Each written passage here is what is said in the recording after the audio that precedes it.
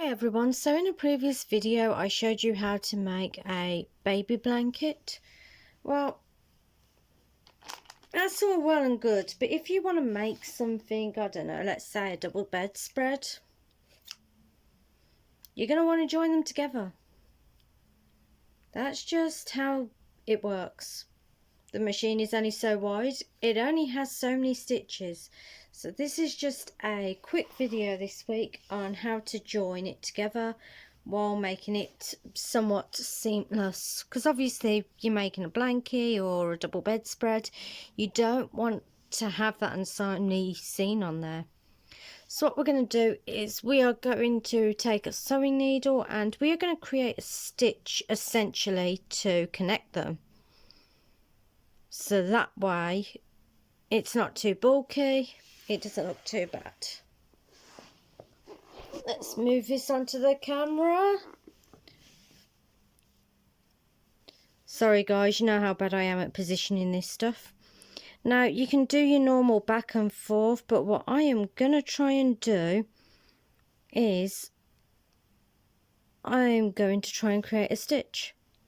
So I've threaded a bit of yarn through there.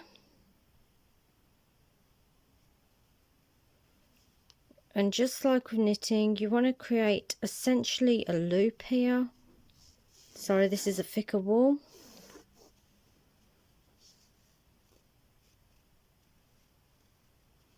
And we've essentially got a new stitch right there.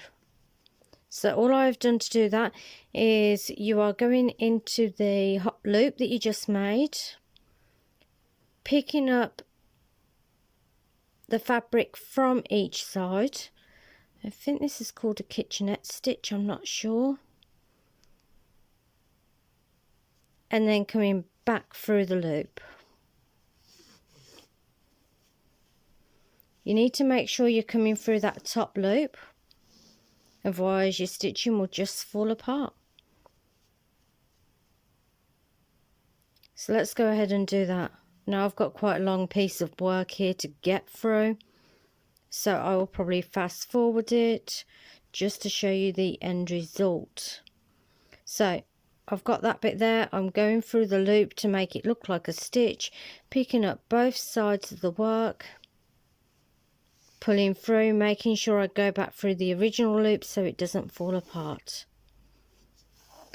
You can crochet it together, you can stitch it together, whichever's easier for you, but that's basically created a stitch in the middle. So I'm going back through this hole where I've got the stitch in,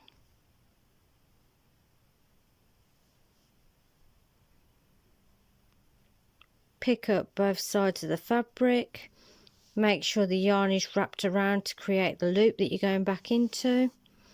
The looser you do the loop, the bigger the stitch will be, and you're just creating a line of stitch in here.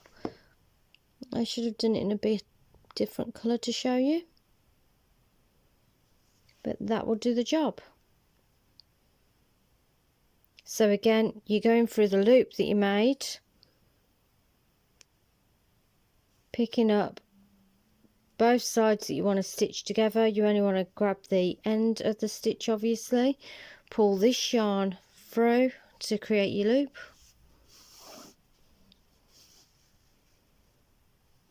And you've got your stitch. That's all it is, guys.